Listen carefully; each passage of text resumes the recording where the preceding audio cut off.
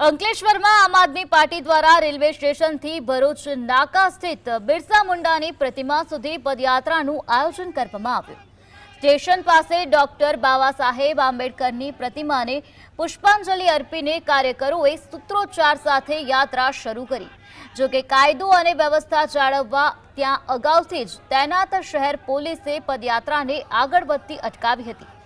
પોલીસે તાત્કાલિક કાર્યવાહી કરતા આપના 20 જેટલા કાર્યકરોની અટકાયત કરી તેમને પોલીસ સ્ટેશને લઈ જવામાં આવ્યા હતા।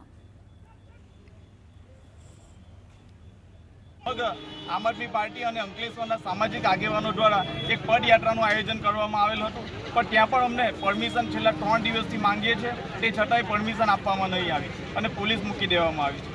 ભાજપ સરકાર હંમેશા તાનાશાહી સાબિત થઈ રહ્યો છે અને વારંવાર આ લોકતંત્રનું હત્યા કરી રહી છે। પણ અમને વિશ્વાસ છે માનનીય ચૈતરભાઈ અને નામદાર કોર્ટ, સુપ્રીમ કોર્ટ, હાઈકોર્ટ દ્વારા અમને જામીન અને કોર્ટનો સ્ટે આપવામાં આવશે।